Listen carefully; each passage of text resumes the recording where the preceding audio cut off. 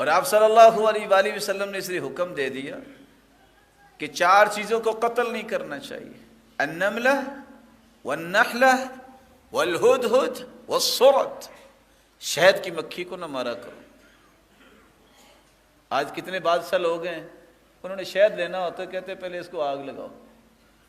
آپ ویسے بھی اتار سکتے ہیں، کوئی شہد اب نیا تو نہیں آیا، یہ صحابہ کرام کے زمانے میں بھی تھا، اور اس کے باقاعدہ احکامات ہیں۔ شہد کی الگ سے زکوٰۃ ذکر کی ہے، عمر بن عبدالعزیز رحمہ اللہ کی روایت ہے کہ اگر 10 مشکیزیں ہوں تو ایک مشکیزہ اس کی زکوٰۃ دینی پڑتی ہے۔ وفی اشرۃ ازق زق، 10 مشکیزیں اگر آپ کے پاس شہد ہے تو آپ کو 1 مشکیزہ جو اس کی زکوٰۃ دینی پڑے گی۔ اس وقت بھی صحابہ اور اس سے پہلے بھی لوگ شہد کھاتے تھے، پہاڑوں کی چوٹیوں پہ بھی ہوتا تھا اور درختوں پہ بھی ہوتا تھا۔ اب کوئی نئی چیز تو نہیں آ گئی کہ جس کے بارے میں آپ یہ فیصلہ کر دیں کہ پہلے مکھیوں کو آگ لگائے۔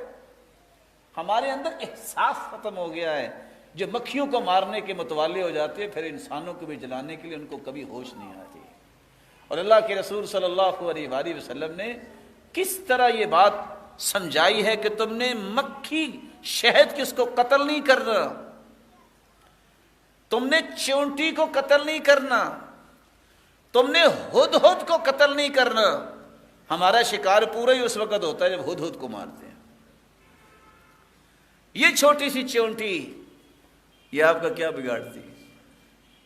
کیا بگاڑتی ہے؟ اللہ تعالیٰ نے اس کو، میں کبھی سوچتا ہوں میرے پاس تو پیمانہ نہیں ہے، اگر اس چونٹی کا سر تولا جائے تو کتنے کلو ہوگا؟ بولیے، میں ایک مثال سمجھانے لگا ہوں، اصل میں کتنے پاؤ کا ہوگا؟ وہ نکالے نا کوئی ایسا پیمانہ، کیا اس کا وزن ہوگا؟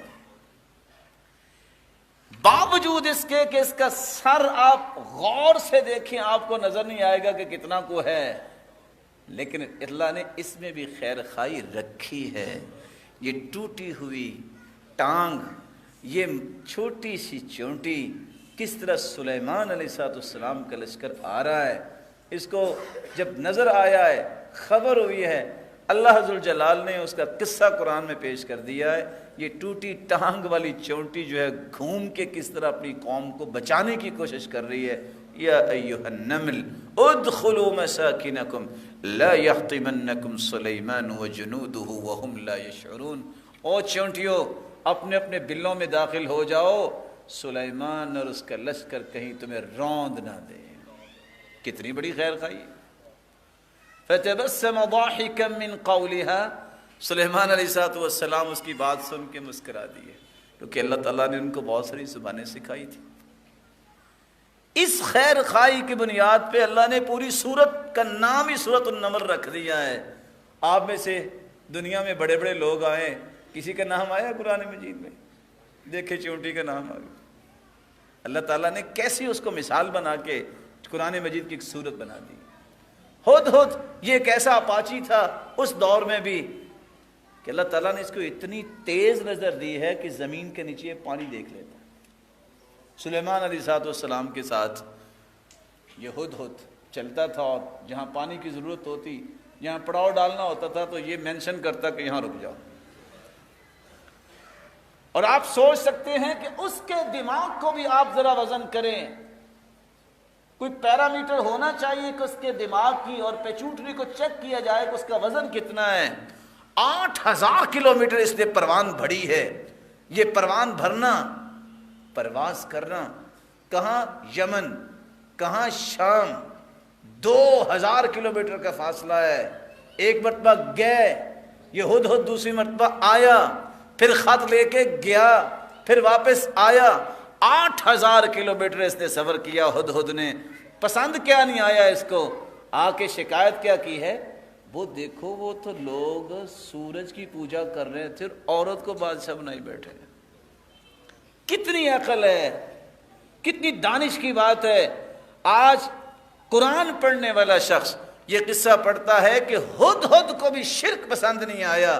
اللہ تعالیٰ نے ہمیں 5-5 10-10 کلو کا سر دیا ہے، پھر بھی کہتے پھر کیا ہوا؟ پھر کیا ہوا؟ پھر ہوا ہی کچھ نہیں ہے۔ جس رب نے تمہیں پیدا کیا ہے کھاؤ تم اس کا، اور جھکو کسی اور کے سامنے، کچھ ہوا ہی نہیں ہے۔ تو اللہ کے رسول نے فرمایا ہدہد کو قتل نہ کرو۔ اور چوتھی بات وہ سرت، آپ نے دیکھا ہوگا ایک پرندہ جس کی دم سرخ ہوتی ہے، ویسے اس کے مختلف کلرز ہوتے ہیں، یہ پرندہ بھی خیر خواہ ہے۔ کیسی خیر خواہی کرتا ہے؟ کیڑے مکوڑوں کا بھی زندہ رہنے کو جی چاہتا ہے کہ نہیں؟ آپ نے دیکھا ہوگا مینڈک بیٹھا ہوگا 1 منٹ میں کتنے کیڑے کھا جاتا ہے اگر اس کے دائیں بائیں ہوں۔ یہ پرندہ چھوٹے چھوٹے جانوروں کی زندگی بچانے کے لیے کوشش کرتا ہے۔ جس کے اندر خیر خواہی ہے، جس کے اندر ہمدردی ہے، رب تعالیٰ نے اس کی حفاظت کا حکم دے دیا ہے۔ تعجب کی بات ہے کہ ہدہد، یہ سرت، یہ نحلہ، یہ نملہ، ان چاروں کو قتل کرنے کا حکم دیا نہیں گیا، روکا گیا ہے کہ ان کو قتل نہ کرو، کیونکہ